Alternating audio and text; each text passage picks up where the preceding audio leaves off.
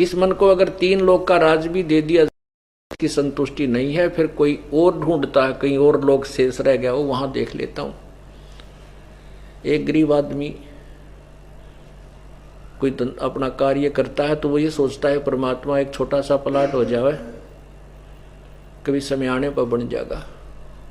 वो प्लाट हो जाता है, फिर हाथ जोड़ा है भगवान एक कमरा बन जाए, एक रसोई बन जाए, इतना है बतेरा, तो मर पड़ के वो भी बन जाता है।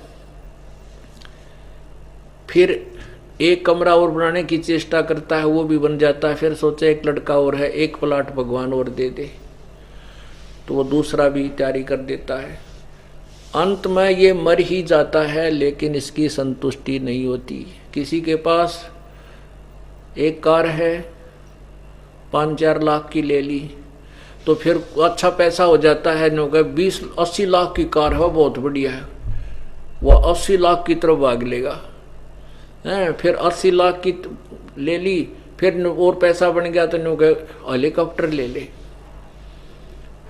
और हेलीकॉप्टर ले ले, फिर मन में रेल ले ले, सारा कुंबा चाल पड़े। मतलब क्या सोच बैठे इस मन की, इतनी गंदी वृत्ति है। इसने सारी पृथ्वी का शासन भी दे दे और 3 लोक भी दे दे, तो भी इसकी संतुष्टि नहीं है।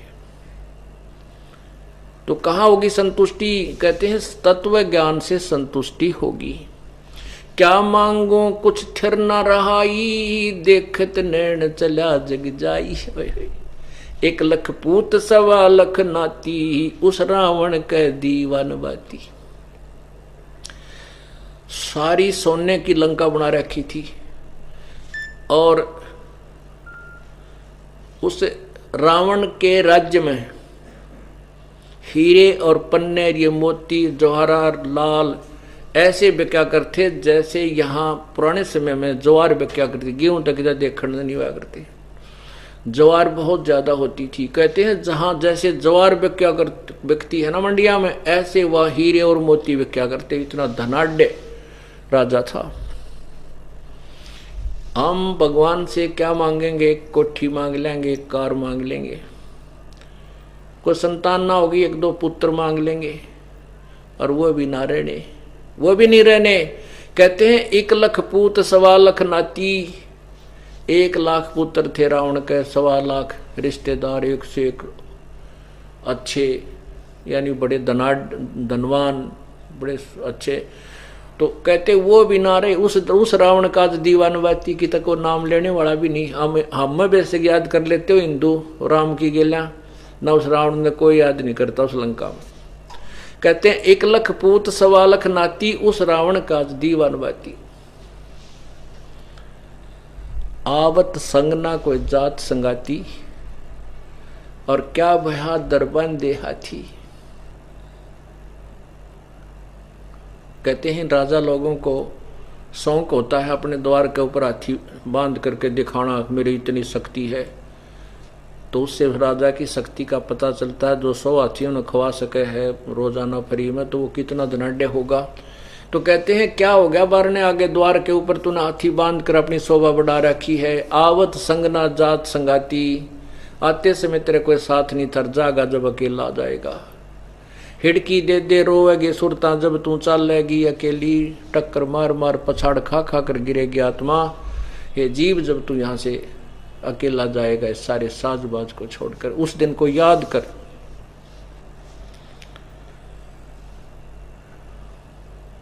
कहते सतगुर मिले तो इच्छा मेटे, पद मिल पदे समाना। चल हंसा उस लोक पठाऊं, जो आदि अमर अस्थान। आपने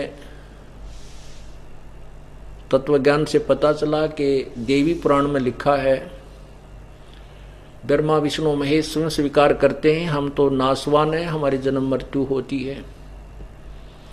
गीता जी में ब्रह्मलोक तक को भी नकार दिया है कि उसमें भी गए हुए प्राणी मोक्ष प्राप्त नहीं है।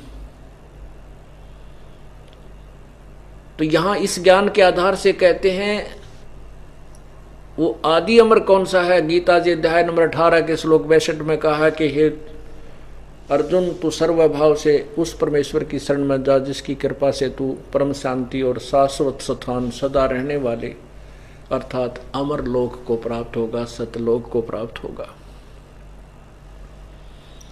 गीता जी अध्याय नंबर 4 के श्लोक 5 और 9 में स्पष्ट किया है कि अर्जुन, तेरे और मेरे बहुत जन्म हो चुके हैं, तू नहीं जानता, मेरे जन्म अलौकिक हैं।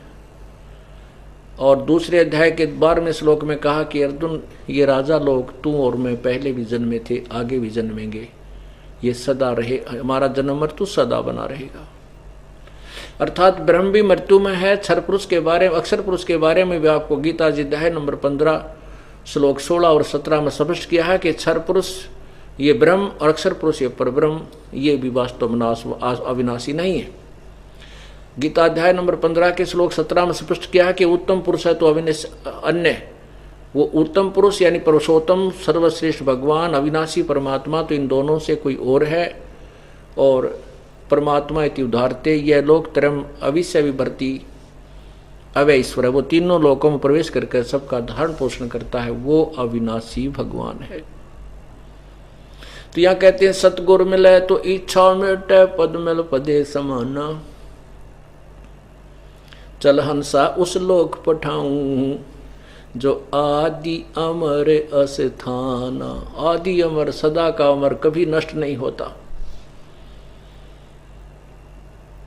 4 मुक्ति जहाँ चंपी करती माया होरी दासी, दास गरीब अभय पद पर से वो मिले राम अविनाशी।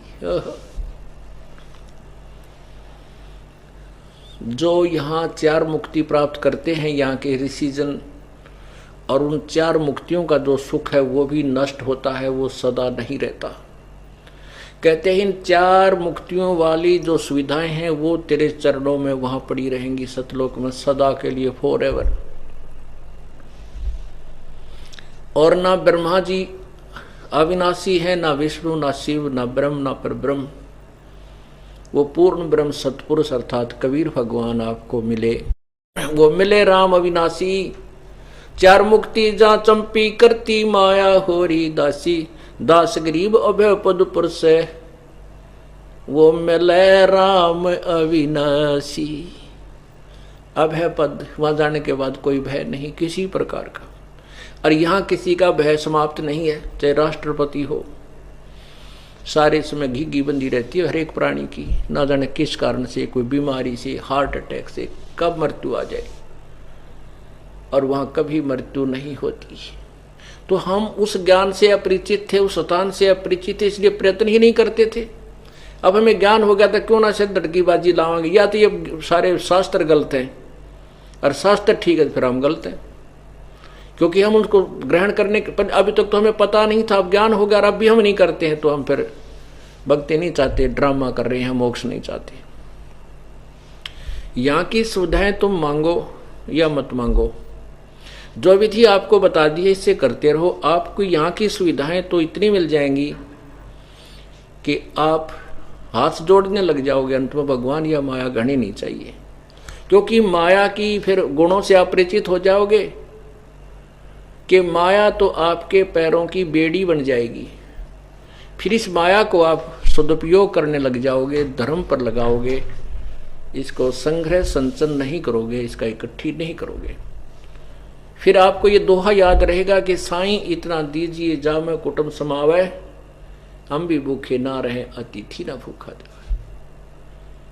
पुण्यात्मा, इस ज्ञान से ही आपको प्रेरणा होगी, आपके अंदर एक उमंग जागेगी उस परम पिता को पाने की। कौन नहीं चाहता कि मैं सुखी हूं, कौन नहीं चाहता कि मैं मरूं नहीं, लेकिन हमें अभी तक रास्ता नहीं मिला था और बताने वाले प्रमाणित नहीं कर पाए थे। वैसे तो डडोरा पीटनिया बहुत थे, सतलोक सतलोक कहने वाले, उनको कोई प्रमाण नहीं था, कोई ज्ञान नहीं था। अब आपके समक्ष सब प्रमाण उपलब्ध हैं और वे उपरसिप आपका जो भक्ति विधि वो सत्य है। अब ना करोगे फिर आप दोषी हैं, भगवान दोषी नहीं है। बोलो सतगुरुदेव।